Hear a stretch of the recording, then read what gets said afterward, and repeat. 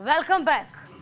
जीशान सिद्दीकी भी आपको बता दे टारगेट पे था। जी हाँ, बाबा सिद्दीकी ही नहीं बल्कि पुलिस ने खुलासा किया है कि जो भी दिखे उसे मार दिया जाए, ये शूटर्स का कहना था। तो फिलहाल बड़ी खबर, पूछताछ के दौरान आरोपी ने इस बाबत बड़ा खुलासा किया है कि देखिए बाबा सिद्दीकी और उनके बेटे दोनों ही टारगेट पे थे। तो फिलहाल ये बड़ी खबर आपको बता रहे हैं। आज पुलिस का दावा था और ये देखिए पूछताछ में तमाम बड़े बातों का खुलासा किया गया था। ऑर्डर था जो मिले उसे गोली मार दी जाए। कुछ दिन पहले धमकी भी दी गई थी। तो बाबा सिद्दीकी मर्डर केस में सोमवार को मुंबई पुलिस ने ये खुलासा किया कि बेटा जीशान सिद्दीकी भी शूटर्स के निशाने पर थे। और पुलिस ने पूछताछ में आरोपी ने इस बात को स्वीकार किया कि आरोपी ने बताया कि उन्हें दोनों को गोली मारने का आदेश था। जो सामने दिखता है उसको गोली मार दी जाए। ये भी कहा गया कि जो मिले उसे मार दो। कुछ दिन पहले जीशान को धमकी तक दी गई थी। तो फिलहाल आपको बता दें इस बात का खुलासा हुआ है और ये बड़ी खबर है क्योंकि आपको बता दें कि लगभग 5 ऐसे लोग हैं जो कि इस पूरे हत्याकांड में शामिल थे। तो फिलहाल इस मर्डर केस में अब तक 6 आरोपियों की पहचान की गई है। गिरफ्तारियां हो चुकी हैं। अब तक धर्मराज, शिव कुमार गुरमेल, जीशान अख्तर, शुभम लोनकर, प्रवीण लोनकर के नाम सामने आए हैं। धर्मराज, गुरमेल, प्रवीण लोनकर को गिरफ्तार कर लिया गया है। तो फिलहाल आपको बता दें धर्मराज और गुरमेल को 13 अक्टूबर को कोर्ट में पेश भी किया गया। और देखिए इस हत्याकांड में बड़ा खुलासा सामने आ रहा है। तो जो सामने दिखे उसको मार दिया जाए, इस बात का ऑर्डर कहीं ना कहीं आरोपियों को मिला हुआ था। कह रहा हूं कि जिस तरह से ये हत्या हुई और जिस इलाके में हुई, वो अपने आप में इस बात को इंगित करता है कि वहां की सरकार किसी और के हाथ की कठपुतली है। They can't take decisions.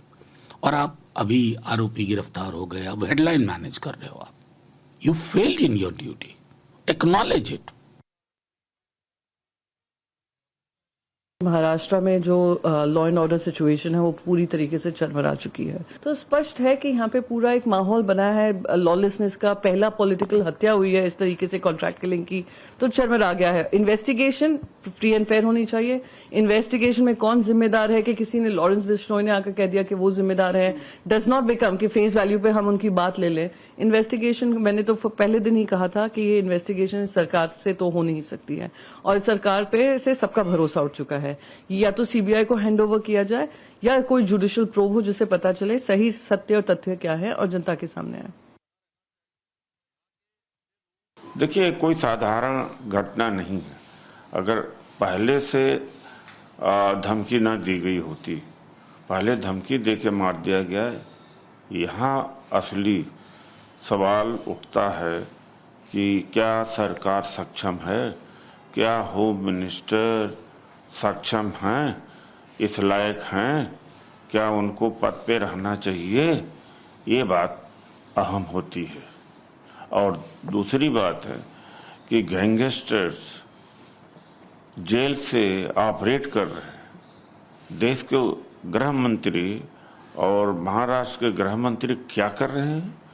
यही नहीं, हत्याएं देश में नहीं विदेश में कर रहे हैं। इतना बड़ा इनका नेटवर्क हो गया और जेल से, तो हमारी इंटेलिजेंस, आईबी, होम मिनिस्ट्री सब क्या डिफंक्ट हो चुके हैं?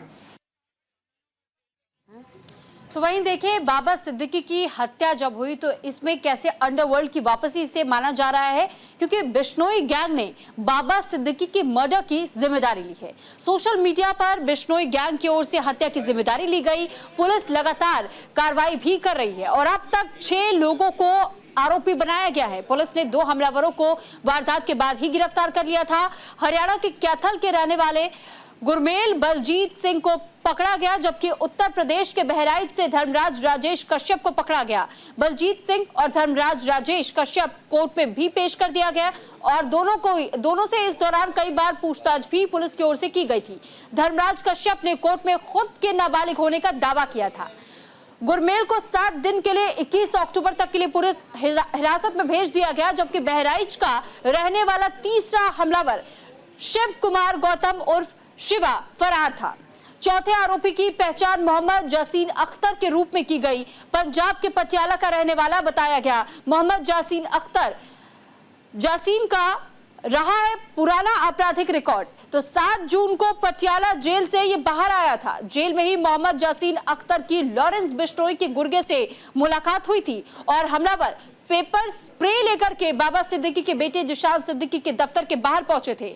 बाबा सिद्दीकी को मारने के लिए शूटर्स को 2.5 से 3 लाख रुपए की सुपारी तक दी गई थी। बाबा सिद्दीकी को मारने वाले शूटर्स 1 से 1.5 महीने पहले ही मुंबई आ गए थे और तब से इन्होंने रेकी की शुरुआत की थी और जिसके बाद बाबा सिद्दीकी को मौत के घाट उतार दिया गया। साथ ही हम आपको अब ये भी बता देते हैं कि आखिर कौन थे बाबा सिद्दीकी। बाबा जियाउद्दीन सिद्दीकी बिहार के पटना के रहने वाले थे और साथ ही जानकारी आपको दे दे कि एनसीपी अजित गुट के नेता भी थे।